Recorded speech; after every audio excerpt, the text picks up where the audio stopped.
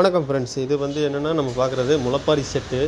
நம்ம முளைப்பாரி செட்டை எழுத்துக்கள் கரெக்டாக ஒரே வீட்டு அட்ரஸில் இருக்குது பாருங்கள். சின்ன பொடி எழுத்தில் போட்டிருக்காங்க. முளைப்பாரி செட்டு உள்ள பகுதி நல்லா தெளிவாக இருக்குது. யூஸ் பண்ணவே இல்லை, சுத்தமாக இருக்குது. நல்லா அந்த காலத்தில் உள்ளது. நம்ம முளைப்பாரி ஓடு இதில் தான் கொஞ்சம் பித்தளை தான், கொஞ்சம் லைட் வெயிட்டாக இருக்கும் நல்லா.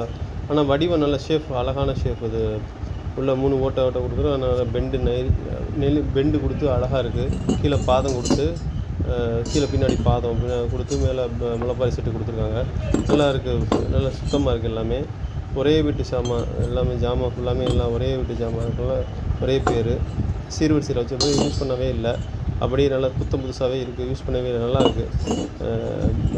இது எப்படின்னா நம்ம முளைப்பாரி செட்டுக்கு வச்சுக்குவாங்க அந்த காலத்தில். நவதானியம் நிரப்பி கல்யாணத்துக்கு முன்னாடி வச்சு சீர் வச்சு கல்யாணத்துக்கு வைப்பாங்க. இது நவதானிய செட்டு 5 பீஸு முளைப்பாரி செட்டுன்னு சொல்லுவாங்க.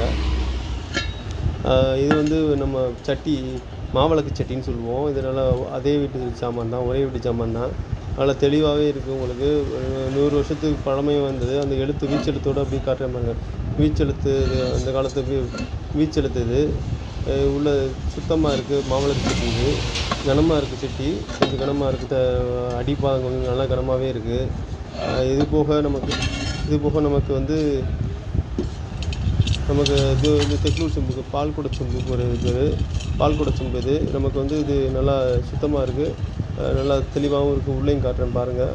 நமக்கு நல்லா சுத்தமாக இருக்குது. பால்குட செம்பு இது பால்குட இருக்க வச்சுக்கலாம். நம்ம கொஞ்சம் பெரிய மீடியம் சைஸாகவே இருக்குது. அதுக்கப்புறம் இது காவடி சொம்பு, காவடிக்கு வச்சு கட்டுறது. அது பால்குடம் வச்சு கட்டுறது. இது நல்லா தெளிவாக இருக்குது. உங்களுக்கு நல்லாவும் இருக்குது, சுத்தமாக இருக்குது, நல்லா பழசு. அதுக்கப்புறம் இது முறிக்கரண்டி. இது குழம்புக்கு தொங்க விட்டுக்கிற மாதிரி இருக்கும். கொக்கி கொடுத்துருக்காங்க. நல்லா யூஸ் பண்ணலாம், நல்லா இருக்குது முறிக்கரண்டி. அதுக்கடுத்து அன்னக்கரண்டி. இது நல்லா உங்களுக்கு சாதம் அள்ளி போடுறதுக்கான அன்னக்கரண்டி. இது பேர்.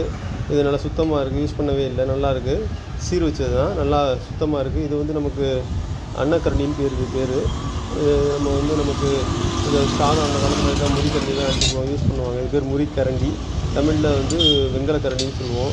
இது வெள்ளப்பித்தளை ஊறுவா ஸ்பூன். வெள்ளப்பித்தளை இபிஎன்எஸ் பின்னாடி போட்டிருக்கோம். வெள்ளப்பித்தளை ஊறுவா எண்ணெய், நெய் இந்த மாதிரி சின்ன ஐட்டத்துக்கு வருது. இது வெள்ளப்பித்தளை விளக்கு, கனமான விளக்கு. இது முறிக்கரண்டி. இது மாதிரி இந்த சின்ன ஊறுகாக்கு இந்த மாதிரி போடுறதுக்காண்டி வச்சுருக்காங்க. உப்பு எடுத்து போடுறதுக்கு ஊறுகாக்கு. நம்ம உப்புக்கு மரக்கரண்டி போடுவாங்க. இது சின்ன ஊறுகாய் அந்த மாதிரி சமையலுக்கு இந்த மாதிரி போடுறது.